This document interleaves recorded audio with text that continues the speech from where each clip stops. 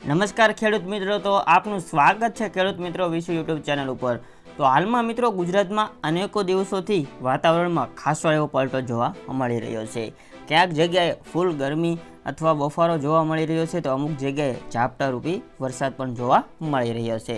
આ વચમાં વાવાઝોડાનો પણ ખતરો હતો, પણ તે ખતરો મિત્રો અત્યારે ટળી ચૂક્યો છે, એટલે કે જે છે એ આગળ આપણે હજી જોવાના છીએ। તો મિત્રો આપણા વિડીયોમાં તમારું સ્વાગત છે। હજી સુધી વિડીયોને લાઇક ન કરી હોય તો જલ્દીથી મિત્રો વિડીયોને લાઇક કરજો, ચેનલ પર નવા તો સબસ્ક્રાઇબ કરજો અને બાજુ બેલ બટન પર મિત્રો દબાવી દેજો। તો ચાલો મિત્રો આજનું હવામાન વિભાગનું વાતાવરણ શું કહે છે તે પણ આપણે એક નજર નાખી લઈએ। તો પહેલાં મિત્રો આપણે જોઈ લઈએ તો આપણે જો કે મુંબઈમાં થોડાક દિવસો પહેલાં એક સિસ્ટમ સક્રિય હતી, તેના કારણે મિત્રો આ જે વાવાઝોડાની અસર અહીંયા મુંબઈ તરફ જોવા મળી હતી। તો મિત્રો જો તમે સાયક્લોનિક સર્ક્યુલેશન હજી પણ અહીંયા શરૂ છે, આ હજી સર્ક્યુલેશન પૂરું થયું નથી। બાકીનું બીજું સર્ક્યુલેશન આપણે અહીંયા બનવાની જે મિત્રો ગુજરાતમાં અહીંયા બનવાનું હતું, તો અહીંથી વાવાઝોડું છે તે મિત્રો ઉત્પન્ન થવાનું હતું 23 તારીખમાં, પણ અત્યારે આપણને કોઈ પણ જગ્યાએ કોઈ એના જોવા મળતા નથી। બાકી જે મુંબઈમાં સિસ્ટમ છે તે મિત્રો કાફી ભયંકર જોવા મળી રહી છે, એટલે કે મુંબઈમાં વરસાદનું જોર ખાસું એવું જોવા મળતું છે।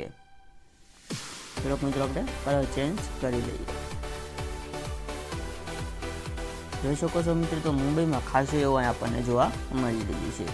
આગળ વધીએ તો આપણે ગુજરાત તરફ શું કહે છે, તો ગુજરાત તરફનું આપણે એકવાર નજર નાખી લઈએ ગુજરાતમાં। તો આપણને ગુજરાતમાં અત્યારે તો ખાસ કોઈ વાતાવરણમાં પલટો એવો જોવા મળતો નથી, તો આપણે અહીંયા રીડિંગ જોઈ લઈએ છીએ। તો આજ માટે તો આપણને અહીંયા રીડિંગ કોઈ પણ જગ્યાએ જોવા મળતું નથી। બાકી હવામાન વિભાગનું શું કહેવું છે તેના ઉપરથી આપણે રીડિંગ પાછા જોઈશું। અત્યારે તો કોઈ પણ જગ્યાએ આપણને કાંઈ વરસાદી વાતાવરણ જોવા મળતું નથી।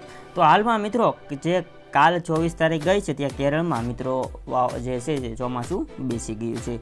ચોમાસું કેરળમાં બેસે એટલે 10 દિવસ પછી આપણે ગુજરાતમાં તેની અસરો અનુભવાતી હોય છે। તો હવામાન વિભાગે જણાવ્યા પ્રમાણે કેરળમાં આ વર્ષે ચોમાસાની 8 દિવસ વહેલી શરૂઆત થઈ ગઈ છે, એટલે કે મિત્રો આપણે પણ ગુજરાતમાં ચોમાસું વહેલી શરૂઆત થવાની શક્યતાઓ પૂરેપૂરી રહેલી છે। તો કેરળમાં ચોમાસું બેસવાની સત્તાવાર તારીખમાં 1 જૂન હોય છે। તો આ વર્ષે તો મિત્રો 24 મે બેસી ગયું છે, એટલે કે 6-7 દિવસ તો આજ મહિના તમે ગણી શકો છો। હવામાન વિભાગે જાહેર કરી હતી કે દેશમાં ચોમાસી વહેલી શરૂઆત થઈ છે, 27 મેની આસપાસ ચોમાસું કેરળ પહોંચે એવી શક્યતા છે, પણ હવામાન વિભાગે ગુજરાતના કેટલાક વિસ્તારોમાં આગામી 5 દિવસ ભારે વરસાદની આગાહી આપવામાં આવી રહી છે। આ સાથે જો વાત કરીએ તો માછીમારોને દરિયો ન ખેડવા માટેની પણ મિત્રો સૂચના આપવામાં આવી રહી છે। દક્ષિણ ગુજરાતના પોર્ટ પર 1 નંબરનું સિગ્નલ લગાડેલું છે, જે આ મિત્રો હવામાન વિભાગ બધાની પૂર્વ અનુમાન લગાવે છે।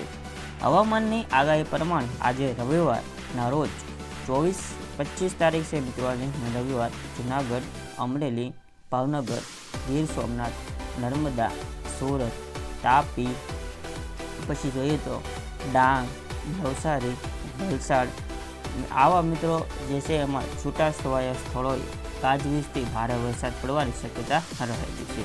આ સ્થળે પર એનો એલર્ટ જાહેર કરવામાં આવેલું છે, અને મિત્રો આપણને અહીંયા કોઈ પણ રીડિંગ તો આપણને જોવા મળતું નથી, હવામાન વિભાગે આગાહી આપી છે એટલા માટે।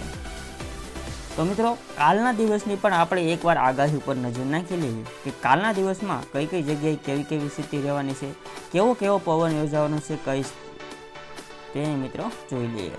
તો જ્યારે સોમવાર એટલે કે 26 મેના રોજ અમરેલી, ભાવનગર, નવસારી, તાપી, ડાંગ, વલસાડ જિલ્લાના છૂટાછવાયા સ્થળોએ ગાજવીજ સાથે ભારે વરસાદની આગાહી કરવામાં આવી રહી છે। તો 27 તારીખનું તમે મિત્રો રીડિંગ જોઈ શકો છો। 27 તારીખમાં આપણને માઇનર રીડિંગ અહીંયા જોવા મળી રહ્યું છે। આગળ વધીએ તો મિત્રો આ જે મેં સ્થળો બોલ્યો એટલે અમરેલી, ભાવનગર, નવસારી, તાપી, ડાંગ, વલસાડ એટલા જિલ્લામાં મિત્રો ગાજવીજ સાથે ભારે વરસાદના પગલે યલો એલર્ટ જાહેર કરવામાં આવી રહ્યું છે। તો એના આગલા દિવસ એટલે કે 27 મેના રોજ 8 જિલ્લામાં ભારે વરસાદની આગાહી કરવામાં હવામાન વિભાગ દ્વારા આવી છે, જેમાં મિત્રો અમરેલી, ભાવનગર, છોટાઉદેપુર, નર્મદા, તાપી, ડાંગ, નવસારી, વલસાડ। તો મિત્રો આ જે હમણાં આગાહી આપવામાં આવી રહી છે તે પ્રમાણે અત્યારે હાલમાં વરસાદ યોજાતો નથી, હવામાન વિભાગ દ્વારા આગાહી તો કરવામાં આવે છે, પણ આપણે જે આ વાઇન્ડલી એપ છે તેમાં રીડિંગ બતાવતા નથી, એટલે આપણે વરસાદનું કોઈ અનુમાન આપણે ખાસું એવું રહેતું નથી. કેમ કે જો મિત્રો હવામાન વિભાગ દ્વારા તો સૌરાષ્ટ્રના દક્ષિણને તેમાં 2-3 દિવસથી આગાહી આપી રહ્યા છે, પણ ખાસું એવું વાદળછાયું વાતાવરણ જોવા મળી રહ્યું છે. ખાસ એવો કોઈ પલટો જોવા મળતો નથી અને વરસાદ પણ કોઈ પણ જગ્યાએ હાલમાં નોંધાતો નથી. જ્યારે મિત્રો 28 મે અને સહેલું લઈ લે કે 28 મેના રોજ નવસારી, વલસાડ, દાહોદ, છોટાઉદેપુર, અમરેલી, ભાવનગર જિલ્લામાં યલો એલર્ટ જાહેર કર્યું છે. એટલે કે આ જિલ્લામાં મિત્રો છૂટા છવાયા સ્થળોએ ગાજવીજ સાથે ભારે વરસાદ પડવાની આગાહી આપવામાં આવી રહી છે. બાકી મિત્રો નોંધનીય છે કે મિત્રો જો કાલ 24 મી હતી, એનાથી મિત્રો 31 જે મિત્રો તારીખ છે તેમાં મિત્રો તાલુકો આખો અને મિત્રો જે આપણું રાજ્ય છે તેમાં ગાજવીજ સાથે હળવા ભારે વરસાદ નોંધાયો હતો. તો મિત્રો જેમાં સવારના 6 વાગ્યાથી 4 વાગ્યા સુધી મિત્રો વલસાડના વાપી, નવસારી અને નવસારીના વાસંદામાં 1 થી 1.5 ઇંચ જેટલો વરસાદ નોંધાયો હતો. જ્યારે 28 તાલુકામાં 1 ઇંચ મિત્રો વરસાદ નોંધાયો હતો. તો હવે મિત્રો આ જે આગાહી હતી તે આપણી મિત્રો બધી પૂરી થઈ ગઈ છે. હવે જો આપણે વાત કરીએ તો કેરળના ચોમાસાની થોડીક વાત કરી લઈએ. કેમ કે કેરળમાં જે ચોમાસું બેસતું હોય છે તે ઉપરથી આપણું જે છે ચોમાસું નક્કી થતું હોય છે. તો કેરળમાં આ વર્ષે ચોમાસાની 8 દિવસ વહેલી શરૂઆત મિત્રો થઈ ગઈ છે. હવામાન વિભાગે જે તારીખ જાહેર કરી છે તેના કરતાં પણ ચોમાસાની વહેલી શરૂઆત થઈ ગઈ છે. આગામી દિવસોમાં હવે ચોમાસું આગળ વધે તેવી અનુકૂળ પરિસ્થિતિ છે. જોકે અરબી સમુદ્રમાં આ સમય પહેલાં જ એક સિસ્ટમ સર્જાઈ હતી, ડિપ્રેશનમાં ફેરવાઈ ગઈ હતી. તેના કારણે ભારતના પશ્ચિમના દરિયા કિનારા પર અનેક વિસ્તારોમાં ભારેથી અતિ ભારે વરસાદ શરૂ થયો હતો. તો આવી રીતના મિત્રો જે દરિયા કિનારે અરબ સાગરમાં સિસ્ટમ હતી તે મુંબઈમાં ઘણો બધો વિનાશ સર્જ્યો હતો. બાકી મિત્રો આજની છે આપણી આગાહી સંપૂર્ણ કવર થઈ ગઈ છે.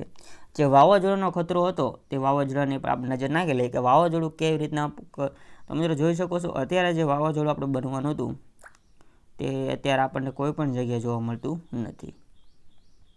બાકી મિત્રો તમે સ્ક્રીન ઉપર જોઈ શકો છો આ વાવાઝોડું છે ને તે આપણે અહીંયા બનવાની શરૂઆત થવાની હતી, પણ એ જ આપણને કોઈ દેખાતું નથી. એટલે એનો ખતરો અત્યારે કોઈ પણ જગ્યાએ જોવા મળતો નથી. રીડિંગમાં હતું પણ હવે રીડિંગમાંથી પણ નીકળી ગયું છે. તો આ હતું આજનું વાતાવરણના સંપૂર્ણ માહિતી. તો આ માહિતી તમને જો સારી લાગી હોય તો મને વિડીયોને લાઇક કરી દેજો. કેવી લાગી તે કોમેન્ટ બોક્સમાં જણાવજો. સાથે કંઈ ડાઉટ હોય તો પણ કોમેન્ટ બોક્સમાં જણાવજો. ચેનલ પર ન હોય તો સબસ્ક્રાઈબ કરી દેજો, બાજુ બેલ બટન પર મિત્રો દબાવી દેજો. તો ચાલો મિત્રો મળીએ આવા જ બીજા આવા નવા વિડીયો સાથે. જય હિન્દ, વંદે માતરમ.